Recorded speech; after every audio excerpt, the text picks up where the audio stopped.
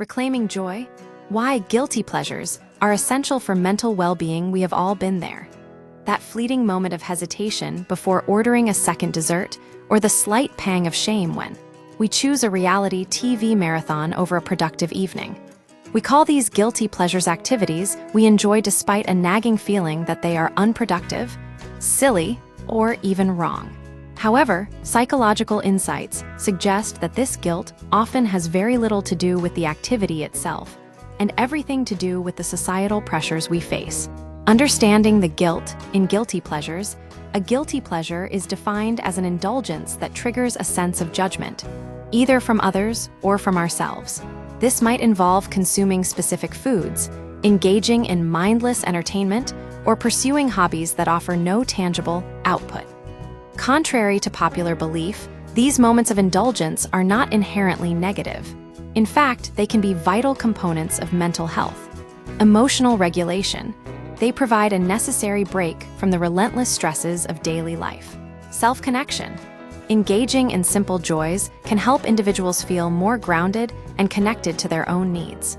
The paradox of pleasure.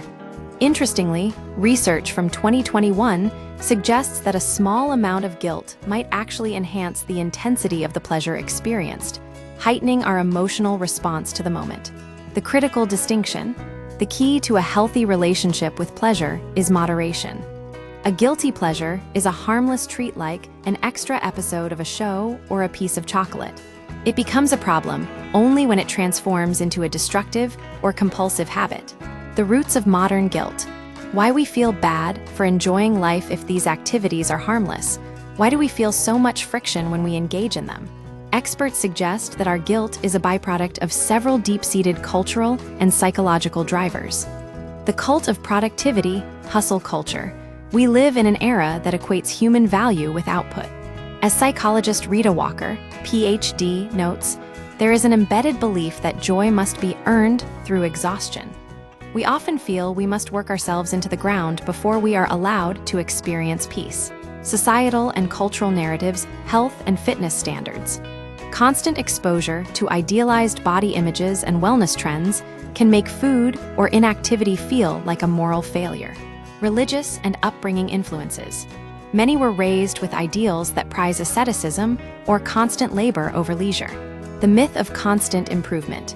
The pressure to constantly optimize ourselves leaves little room for the pointless relaxation that the human brain actually requires to function. Finding balance. Examples of healthy indulgences to integrate these pleasures into a healthy lifestyle. One must approach them with mindfulness rather than avoidance. Here are several ways people find balance across different areas of life. Culinary comforts breaking the routine. Having breakfast for dinner, ordering delivery on a busy night, or indulging in a decadent dessert. These act as small rebellions against the rigidity of daily schedules. Lifestyle and relaxation, low-stakes leisure. Staying in pajamas all day, sleeping in on a weekday, or taking a long, leisurely bath. Small luxuries. Treating yourself to a premium coffee or a new book as a way to acknowledge your hard work. Entertainment and recreation escapism. Binge watching a series, playing video games, or getting lost in a trashy novel. These provide a mental reset by allowing the brain to focus on something entirely different from real-world stressors. Digital breaks. While scrolling social media can be mindless, it can also serve as a way to stay connected. Conversely, taking a deliberate screen break day can act as a cognitive detox.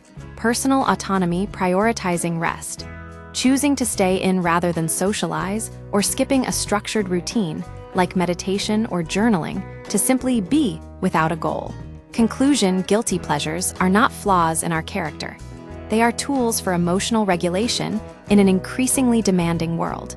By recognizing that relaxation and unproductive joy are necessary counterparts to hard work, we can move away from shame and toward a more balanced, compassionate way of living.